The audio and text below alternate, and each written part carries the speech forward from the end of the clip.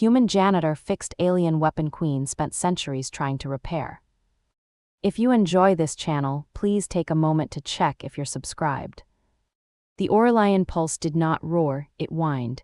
It was a pathetic, high-pitched mechanical sob, a sound of dying harmonics that had echoed through the vaulted arches of the great sanctum for 5 centuries. To the Valyrians, this sound was the song of the ancestors, a holy vibration that signaled the weapon's divine patience. To anyone with a basic understanding of subatomic resonance, or anyone who had spent time in a Terran shipyard, it was the sound of a Greta gravity oscillator screaming for a lubricant change and a localized defrag. Queen Orinthia stood on the observation dais, her boots vibrating with that incessant, sickly thrum. Her cerulean hair, a striking contrast to the pale rose of her skin, cascaded down her ceremonial robes like a frozen waterfall. She was the sovereign of the Nebula Throne, a star system built on the foundations of ancient technology they no longer possessed the math to fix. Her knuckles turned a paler shade of rose as she gripped the stone railing. The heat in the room was stifling, a byproduct of the pulse's inefficient energy bleed.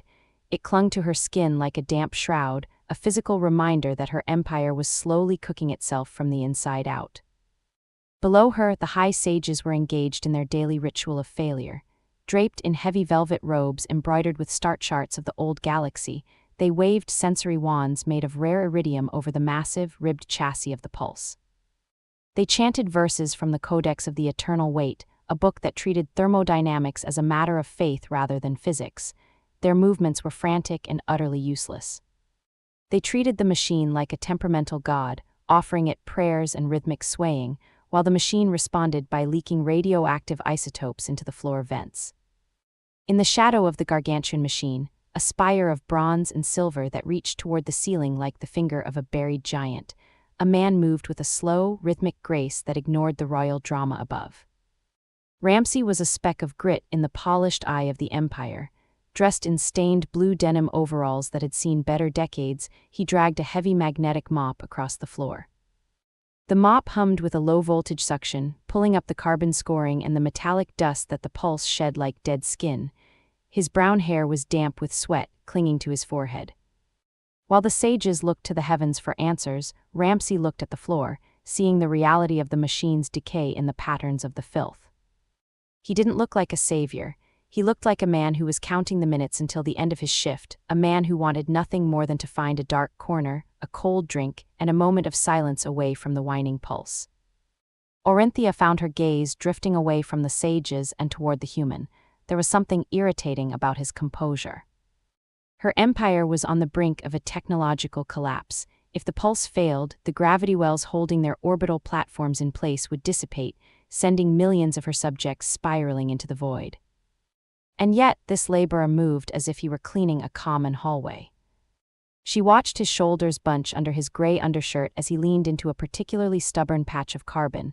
He stopped suddenly. He didn't look up at the sages, who were currently shouting over a divine flicker in the primary lens. Instead, he rested his hand on the side of the pulse. It was a flat-palmed gesture, his skin pressing against the ancient, ribbed metal. To the sages, such an act was a sacrilege, touching the divine hull without consecrated gloves, but Ramsay did it with a familiarity that looked more like a caress than an act of labor. He leaned his ear against the casing, closing his eyes. A small, knowing smirk tugged at the corner of his mouth, a silent communication between man and metal. Orinthia felt a jolt of irritation, but beneath it, a strange, magnetic pull. How did a creature of such low birth, a member of the scavenger race from the Terran sectors, dare to touch the crown jewel of her empire with such intimacy? She felt an impulsive need to break his calm. She stepped off the dais, her silken skirts whispering against the floor like a warning. Her crown, a delicate lattice of gravitons and gold, caught the dim light, casting dancing shadows on the walls as she descended the winding staircase toward the maintenance floor. The sages gasped as they noticed her. They parted like a tide, their heads bowing so low their velvet hats nearly touched the oil-slicked floor. "Your Majesty," the high sage Kallorn stammered, his wand trembling, "the spirits are. They are agitated today, the resonance is shifting." Orinthia ignored him, her eyes were locked on Ramsay. The human didn't move until the shadow of her presence fell across his heavy leather boots. He straightened slowly, and for the first time, Orinthia realized the scale of him. He was tall, taller than the average Valyrian, with a broad-shouldered solidity that made the sages look like spindly insects. He didn't bow, he didn't even look particularly impressed. He simply took a rag from his back pocket and wiped a streak of grease across his forehead, inadvertently leaving a dark mark against his tanned skin. The queen tilted her head, her voice a low vibration. "You touch the divine with the hands of a scavenger," she said, her eyes searching his face for fear. "Do you not fear the energy that sleeps within this hull?" Ramsay didn't blink. He looked at the massive weapon, then back at her, his gaze level and maddeningly calm. When he spoke, his voice was a deep, gravelly baritone. "It's not divine, lady, it's just hot," he replied. He pointed a gloved finger at a specific seam in the metal, where a faint, sickly green vapor was beginning to curl and hiss. "Your weapon isn't broken because the gods are angry, it's broken because it's suffocating. It can't breathe through 500 years of dust, prayer incense, and bad plumbing." Orinthia stepped closer, invading his personal space. The scent of her expensive oils and night jasmine clashed with the salt and old engine grease that clung to him.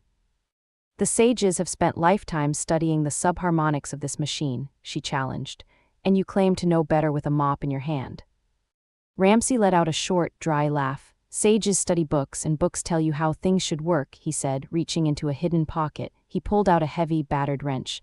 "I study how things actually work. And right now, this thing is about 5 minutes away from a thermal spike that'll melt those fancy robes right off you." He didn't wait for her permission. He stepped toward the primary cooling manifold with a purpose that silenced the entire room. The high sages began to shriek about heresy, but Orinthia raised a single hand. "Let him," she commanded. She watched as the janitor knelt before the machine, the scavenger preparing to perform surgery on a god. She didn't know then that her world was about to change, but as Ramsay gripped a bolt and heaved, the screech of metal on metal sounded like the first real note the sanctum had heard in centuries. The great sanctum at midnight was a cathedral of shadows. The air, usually thick with the incense of the sages' daytime rituals, had grown cold and metallic, tasting of ionized oxygen and ancient copper. The only light came from the Aurelian pulse itself, a rhythmic, sickly amber throb that cast long skeletal shadows across the vaulted ceiling. It was the hour when the palace slept, yet for Ramsay, it was the only time the world made sense. He moved through the bowels of the machine with the quiet confidence of a predator in its home territory. He had waited for the guard rotation, knowing the Valyrians were a race that relied far too heavily on their technological sensors and not enough on their own instincts. To their sensors, he was just a low-level biological signature. They didn't see the crate of salvaged human heat sinks he was dragging, nor did they see the intent in his eyes. He shed his gray undershirt, the heat of the dormant engine room already causing a film of sweat to glisten across the broad expanse of his back and the hard-won muscle of his arms. The pulse, even in its low state, radiated a dry, punishing heat that made the lungs ache. Ramsay knew he wasn't alone. He could feel the weight of Orinthia's gaze from the upper gallery like a physical pressure on his spine. It was a strange sensation. As a soldier, he should have felt hunted. Instead, he felt seen. She was a queen who had spent her life surrounded by porcelain men. He was something different entirely, a creature of grit and iron. He approached the main pressure seal, what the Valyrian priests called the Holy Lock. It was an ornate, circular hatch covered in gold leaf. Ramsay didn't pray. He reached for the manual bypass lever, a long iron bar hidden behind a decorative panel that hadn't been touched in 3 centuries. He planted his boots firmly on the oil-slicked floor, his legs bracing as he threw his weight into the lever. The mechanism was seized, rusted by time. Ramsay roared under his breath, his veins roping across his neck and forearms. 300 pounds of pressure met the stubborn resistance of ancient alien engineering. The seal groaned, a sound like a dying giant, and then finally gave way with a violent crack. Pressurized steam hissed into the room, a white shroud that swallowed Ramsay whole. He didn't retreat. He stepped into the scalding mist, working by touch and memory. His fingers found the primary cooling slots. The Valyrians had used delicate ceramics that had long since shattered under the pulse's vibration, melting into a jagged mass. He began to pull them out. The heat was searing, the shards biting into his skin, but he didn't make a sound. He replaced them with his salvaged human-made alloys, rugged, ugly, but infinitely more durable. As he slid the final heat sink into place, the fit was so tight, so perfect, it felt like a sexual release of tension within the machine. The grinding vibration smoothed out instantly. The pulse began to change its tune. The high-pitched whine that had plagued the palace for generations dropped away, replaced by a deep, guttural thrum that vibrated through the floor and up into Ramsay's bones. He felt the air ionize, the gravity coils finally finding their rhythm. Orinthia stepped through the steam. She had discarded her heavy royal gown for a simpler, translucent silk wrap that clung to the damp curves of her body. Her cerulean hair was wild, and her pink skin was flushed a deep, vibrant rose. She looked at the glowing display panels. Numbers and symbols that had been red for 500 years were now a steady, calm white. "What have you done?" she whispered, her voice trembling. She reached out, her fingers hovering just inches from the now vibrating hull of the weapon. For the first time, she wasn't looking at it as a god, but as a living thing. Ramsay stood up, wiping the sweat from his chest with a greasy rag, his breath coming in heavy, jagged lunges. The adrenaline was still thrumming in his blood. "I gave it a new heart," he said. "The old one was broken, Orinthia. It was just a machine waiting for someone to be brave enough to touch it." The amber lights of the weapon turned a fierce, blinding white. The ground beneath the palace began to shake, not with the erratic tremors of failure, but with the controlled, terrifying power of a harnessed star. Orinthia looked at the machine, then at the man who had tamed it. The hierarchy of her world was crumbling in the heat of this engine room. She saw the burns on his hands, the grease on his face, and the absolute lack of deference in his eyes. "Who are you really?" she asked, stepping closer until the heat between their bodies rivaled the heat of the core. No janitor knows the language of the pulse. No scavenger has the strength to turn the holy lock. Ramsay didn't answer with words. He simply held out his hand, palm up, revealing the raw, red burns and the black grease of his labor. It was a silent invitation to see the truth. When she took his hand, the spark between them was instantaneous and more powerful than the weapon they stood beside. Her delicate fingers traced the calluses of his palm. "I'm the man who's going to keep your world from falling out of the sky," he rasped. In the blinding white light of the awakened pulse, the Queen of Valeria leaned into the shadow of the human soldier, and the midnight silence of the sanctum was broken by the sound of a new era beginning. The vibration of the Aurelian pulse was no longer a mechanical error, it was a living thing. It was a rhythmic, deep-seated heartbeat that pulsed through the ancient stone foundations of the palace and settled into the marrow of its inhabitants. Orinthia led Ramsay through the private corridors of the royal wing, her hand still gripped firmly in his. Her skin hummed where it touched his calloused palm. Every brush of his rough skin against her own sent a jolt of electricity through her that was more intoxicating than the most refined Valerian nectars. As they moved, she could feel the eyes of her ancestors judging her from the high-hung portraits. Stern kings and ethereal queens watched her with painted disdain. They had spent their lives maintaining the distance between the divine and the base. They had built an empire on the illusion of untouchable purity, and here she was, trailing a grease-stained human through the most sacred spaces of the crown. She didn't care. The judgment of the dead was a faint whisper compared to the roar of life she had felt in the engine room. She pulled him into her private sanctum, a space of soft silks and heavy gravity-dampening curtains. Here, the hum of the machine was muffled, but the tension between the two of them was deafening. She turned to face him, her chest rising and falling with an agitation she couldn't name. Her eyes scanned his rugged features, the square set of his jaw, the faint scar near his temple, the way his brown eyes seemed to hold a weary knowledge of the universe. "You are a janitor," she said, her voice no longer the polished instrument of a monarch but the trembling breath of a woman who had seen a ghost. "You were hired because you were invisible. And yet you have succeeded where my greatest minds failed for 5 centuries. Why?" Ramsay stood in the center of her opulent room, looking entirely out of place amidst the crystalline furniture, yet he was completely in control of the space. He didn't fidget. He stood with the grounded weight of a man who knew exactly what he was worth. "Success is just a matter of looking at the problem instead of the myth, Orinthia," he replied. He stepped closer, closing the distance until he was within her personal orbit. He smelled of old oil, salt, and something inherently masculine.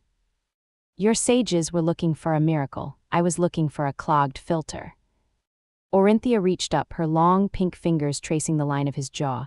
The contrast was a visual shock, her delicate, translucent skin against his rough, dark stubble.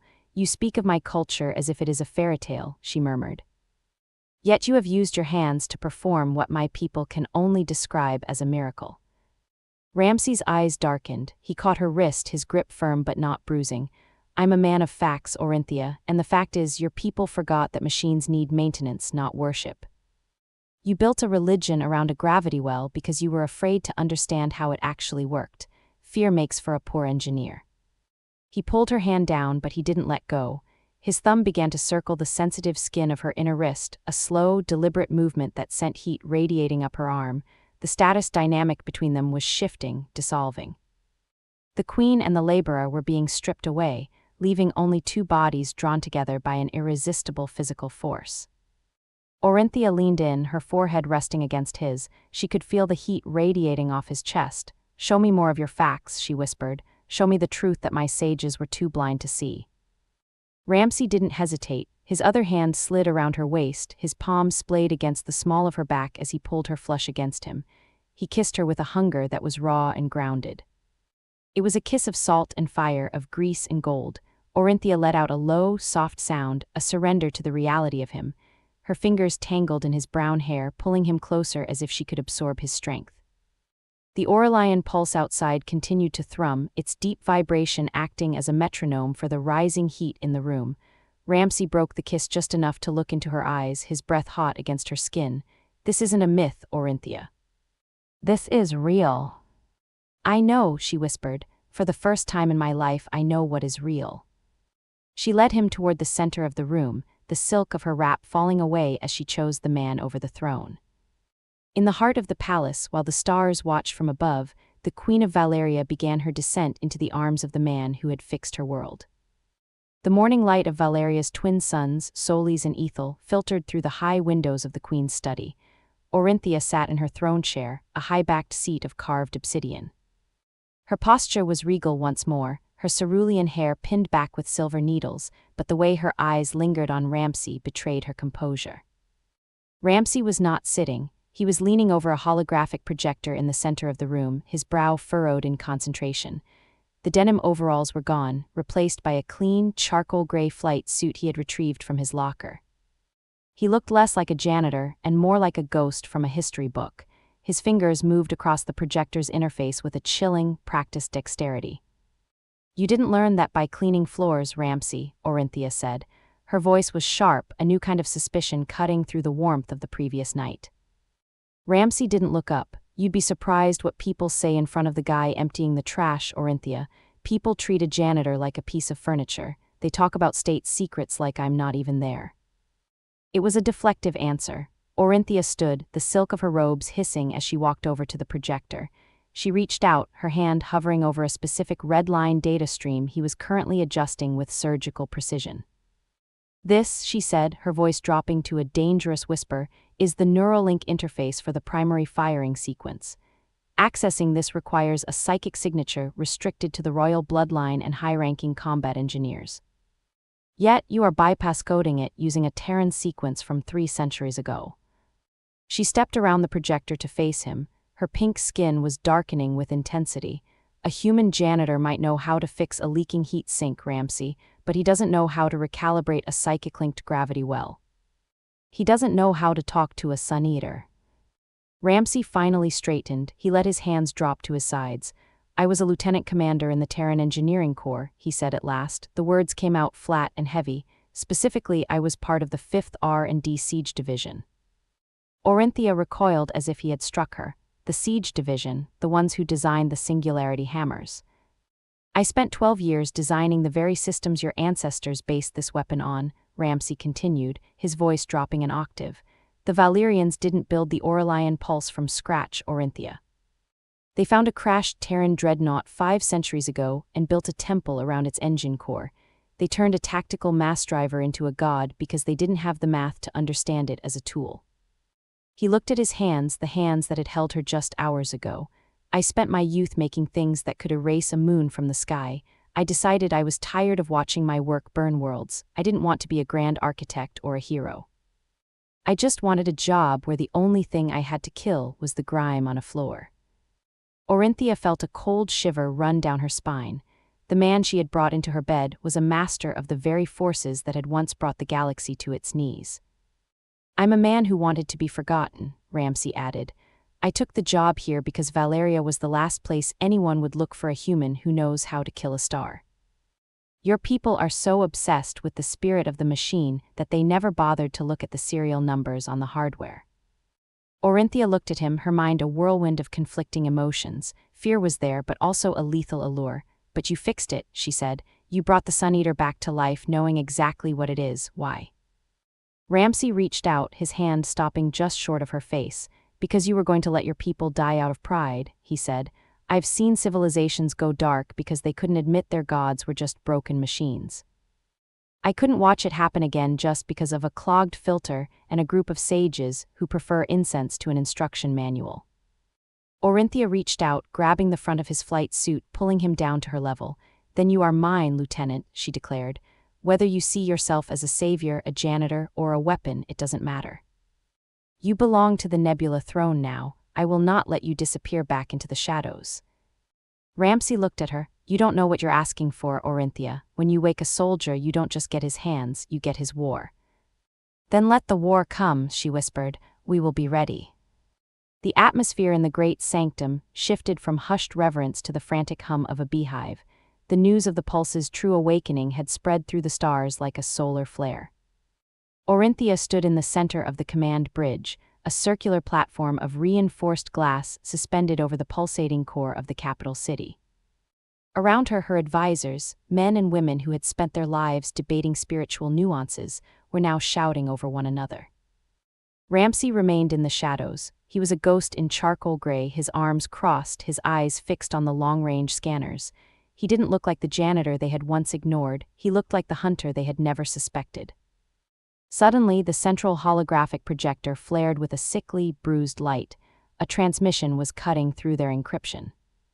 The image that resolved was the scarred, chitinous face of an admiral from the Krell hegemony, the ancient rivals of the Valyrian people.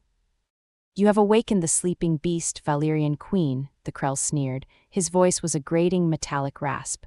The Nebula throne has grown arrogant. We cannot allow a primitive, decaying race to hold the power of a Terran-grade gravity well. Orinthia stepped forward, her chin lifted. The Aurelian pulse is the sovereign property of Valeria, Admiral. The Krell Admiral let out a dry, clicking noise. Diplomacy is for those who cannot strike. Our fleet is already in transit. We will dismantle your toy and take the core back to hegemony space. If your world is torn apart by the sudden shift in gravity, consider it a lesson in the dangers of playing with relics you do not understand. The transmission cut out. The advisors turned to the long-range scanners. 100 red icons had appeared at the edge of the system, moving with synchronized grace. They will be here in 6 hours, the High Sage Kallorn whispered, and the pulse, our readings say it is only at 40% capacity. We cannot hold a shield against a hegemony fleet at 40%. Orinthia turned her gaze to the shadows. Ramsay. The human stepped forward, the advisors shrank away from him. He walked to the main console, his fingers flying over keys. The reason it's at 40%, Ramsay said, his voice cutting through the panic, is because you're still trying to fire it using your mind. You're trying to use a psychic interface to command a machine that runs on Newtonian physics and dark matter. He pulled up a schematic, revealing a hidden layer of circuitry buried beneath the elegant alien filigree. The Valyrians built this temple around the core because they wanted to feel like gods. But the humans who designed this core built it to be a machine of war. There is a manual overclock buried in the subcode, a suicide switch that draws power directly from the planet's molten core. The advisors erupted in protest. Heresy, Kallorn shouted. To draw from the planet's heart is to invite cataclysm. The texts are wrong, Ramsay snapped. The planet's core is a battery, the pulse is the terminal. If we use this overclock, we can hit 120% capacity. We can fold space in front of that fleet and crush them before they even exit warp. Orinthia walked to him. She saw the lieutenant commander in his eyes. If we use this overclock, what happens to the operator? Ramsay's expression softened. The heat levels will be off the charts. Someone has to stay in the core chamber to manage the heat sinks manually. They'll have to balance the pressure valves while the room is literally melting around them. Orinthia realized the magnitude of his revelation. He was offering a sacrifice. She pulled him into a fierce, desperate embrace, her blue hair veiling them from the court. I will not let you throw yourself into the fire. Ramsay squeezed her hand. I've spent my life running from what I am, Orinthia. Let me be the man who saves a world for once. 6 hours, Ramsay rasped. Make them count. The Krell fleet did not emerge from warp with a whisper. They tore into local space like a serrated blade through silk. 100 jagged, obsidian-colored ships blinked into existence at the edge of Valeria's atmosphere. On the command bridge, the long-range scanners screamed a discordant warning. Orinthia stood at the center of the chaos, her hands gripped so tightly on the console that her knuckles were white. The vibration of the palace was different now. It was a violent, erratic shudder.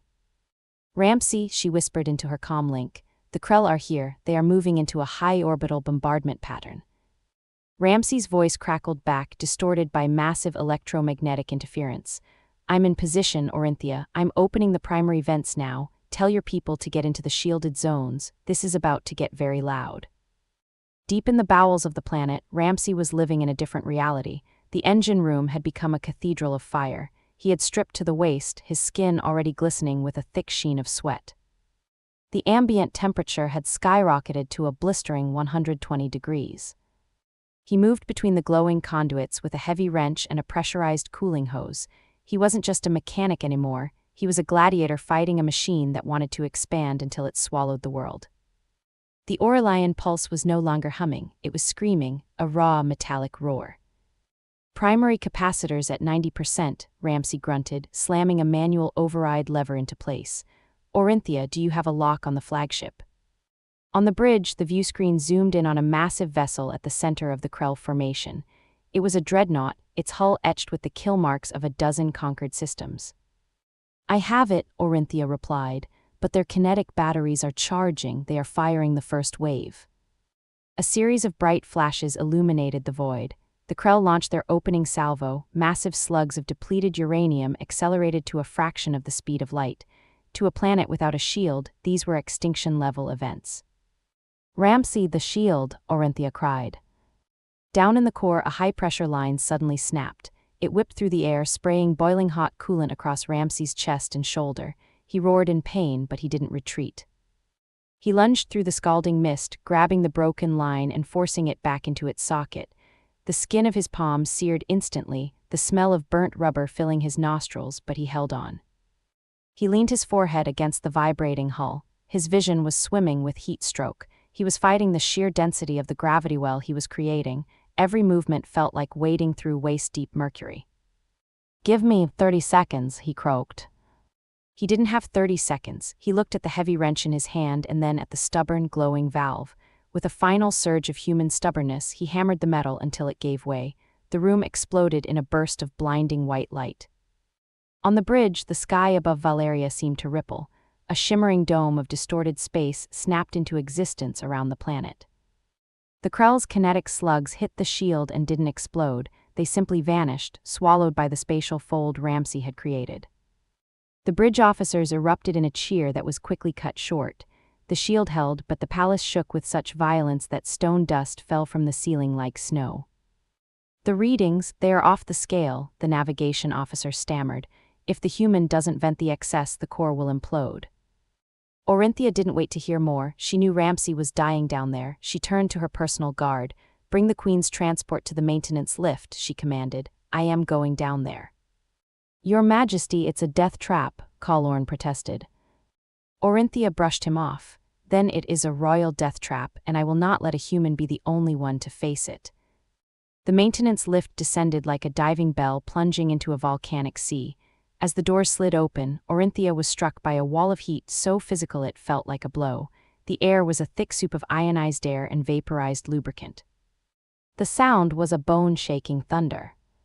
She stepped out into the chamber, her silk robes instantly clinging to her skin. Pipes glowed a dull, cherry red, and the gravity well distorted the light, creating a kaleidoscope of amber fractals across the sweating walls. She found Ramsay collapsed against the primary heat sink. He looked like a fallen titan. His chest heaved with shallow breaths, his muscles standing out in stark relief under a layer of soot. The red burns on his shoulder and chest stood out in angry contrast. He was clutching a manual pressure gauge, as if it were the only thing keeping him anchored to the physical world. Ramsay, Orinthia cried. She ran to him, her robes catching on jagged scrap metal, tearing the hem of her gown. She fell to her knees beside him, her hands finding his face. Ramsay opened his eyes. He tried to push her away. "You shouldn't be here," he rasped. "The radiation, it's not stable." "I am the Queen of Valeria," she said. "I do not leave my champions to burn alone." Instead of retreating, she pulled him closer. She felt the incredible heat radiating off his body, a furnace of human will. In that sweltering space, the masks of royalty and labor fell away. There was no throne here, only the machine and the two souls keeping it from exploding. As a massive shudder rocked the chamber, the Krell's planet cracker beam hitting the outer shield, Ramsay's body surged with a primal instinct. He reached out, his hand grasping her arm. His body sought the relative coolness of her royal skin. Orinthia didn't recoil. She leaned into him, her heart hammering in a frantic rhythm that matched the pulse's heartbeat. She kissed him then, a collision of salt, copper, and fire. The taste of him was grounded and raw. This wasn't just desire, it was a defiance of death. It was the human's raw will to live meeting the alien queen's desperate longing for something real. They moved together with a jagged, desperate rhythm, their breaths mingling in the thick, ionized air. In the heart of the machine, they found a singular, blinding moment of clarity. Orinthia arched her back, her fingers digging into the hard muscles of his shoulders. Ramsay buried his face in the crook of her neck, his body shaking with the dual effort of holding back the energy of the core and the intensity of his own heart. When the moment passed, they stayed locked together for a heartbeat. Ramsay pulled back just far enough to look into her eyes. "The shield, it's holding," he whispered, "but we're redlining. I have to dump the heat into the secondary coils or the planet's crust will fracture." Orinthia reached up, wiping a smear of grease from his cheek. "Then dump it, Ramsay, I am with you." The secondary alarm klaxons began to wail throughout the subterranean chamber, a dissonant, rhythmic chord that shattered the intimate silence. The floor beneath them tilted at a sickening angle as the Krell flagship focused its primary planet cracker beam on the northern polar stabilizer. Ramsay pulled away from Orinthia, his eyes snapping back to the data panels. The haze of exhaustion was replaced by the cold sharpness of a commander. "The Krell are moving into a flanking position," he said. "They've figured out the shield's refresh rate. They're timing their pulses to hit the gaps. If they land a clean hit on the Corwell, this whole palace becomes a crater 3 miles deep." He looked at Orinthia. She looked like the only weapon he had left. "I need to link the pulse directly to your command neural net," Ramsay said. "The manual overclock is a blunt instrument. I've bypassed the sage's prayer locks, but the machine needs a psychic driver to aim the gravity shear. It's going to be like drinking liquid lightning." Orinthia stood up, straightening the remnants of her gown. "Do it," she commanded. "I will not be a queen of shadows while a human fights my wars." Ramsay helped her into the interface chair, a jagged, skeletal piece of engineering he had modified with human components. He adjusted the silver neuro leads on the back of her neck. "When I flip this switch, don't try to control the pulse," he warned. "You are the gravity, Orinthia. The Krell aren't ships, they're just interruptions in your space. Bend them." He stepped back and slammed the primary conductor home. Orinthia's back arched violently as the raw data of the gravity well flooded her consciousness, her vision whitewashed. She could see the Krell fleet as massive, ugly distortions in the fabric of space-time. Ramsay stood over her, his hand steady on her shoulder. He was the anchor. "Focus on the flagship, Orinthia. Pull like you're drawing a bowstring." Deep in the core, the human alloys Ramsay had installed began to glow white-hot. The room screamed with the sound of spatial tearing. Orinthia reached out with her mind. On the bridge above, the sages watched as the space around the Krell flagship began to warp and twist. The Ravager of Moons tried to fire its primary beam, but the light was sucked back into its own hull, bent by the irresistible gravity shear Orinthia was manifesting. "Push," Ramsay urged. With a mental roar, Orinthia closed her fist. In the void of space, the gravity shear snapped. The Krell flagship was crushed into a ball of scrap metal in a fraction of a second. The remaining Krell ships, seeing their invincible leader turned into a marble of junk, broke formation and fled into the dark. The link snapped. Orinthia slumped forward. Ramsay caught her, pulling her from the interface and cradling her against his chest. "We did it," he rasped. "You broke them." She looked up at him, a spark of the machine's fire remaining in her pupils. "We did it," she corrected him. "The Janitor and the Queen." The Krell flagship was no longer a threat, it was a monument. Its mangled remains were caught in a stable, tight orbit around Valeria, a glittering belt of obsidian and twisted iridium. In the great sanctum, the silence was heavy. It was broken only by the rhythmic, cooling hiss of the Aurelian pulse as it bled off the heat. Orinthia sat in the interface chair, her breath coming in shallow gasps. Ramsay was already moving. He didn't wait to celebrate. His hands were back on the manual valves, preventing a catastrophic core meltdown. He was a vision of human excellence, the kind found in the mud and the grease of the front lines. The heavy bronze doors of the sanctum groaned open. The high sages entered, their ornate robes dusty.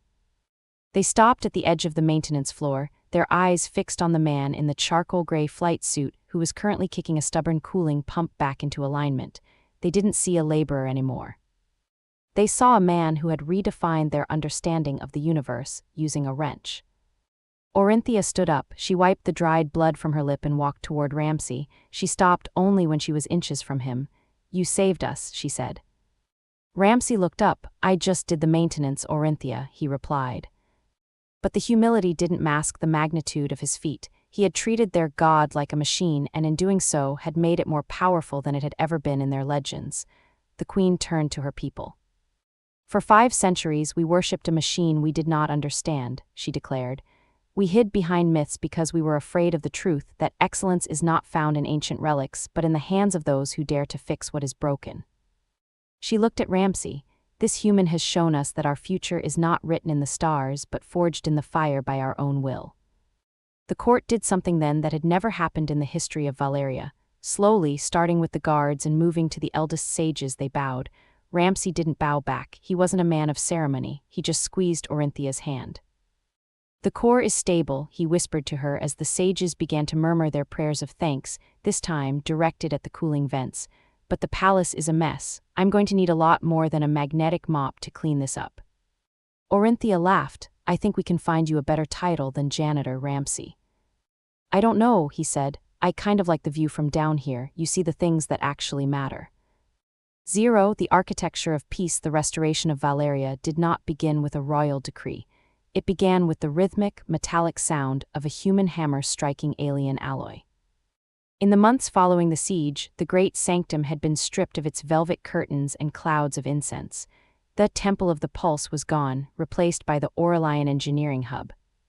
Ramsay had been appointed as the grand architect of maintenance. He favored a practical engineering suit of slate gray, reinforced with carbon fiber plates. Orinthia stood on the high balcony of her chambers, the mountain breeze tugging at her cerulean hair. Below, the capital city was a mosaic of transformation. The spires were now topped with shimmering communication arrays. She heard the familiar tread of boots behind her. "The new cooling arrays are officially online," Ramsay said, leaning his elbows on the stone railing. "The weapon is stable, no more whining, just a clean, steady hum." Orinthia turned to him. "The sages tell me the technicians are actually starting to understand the subcode. One of them even suggested a more efficient way to vent the secondary plasma." Ramsay let out a short, scoffing laugh. "Yeah, I heard. Kids got a good eye for thermal dynamics." The silence that followed was comfortable. The fear of the dark was replaced by the steady hum of the perfected pulse. "My people call you a god now," Orinthia murmured. "There's a movement to build a statue of you holding a wrench."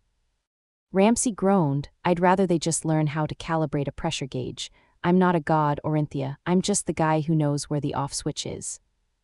He turned to her, his hand finding the small of her back. "You are more than that," Orinthia said. "You are the spark that woke my world. You taught a queen that perfection isn't something you inherit, it's something you maintain."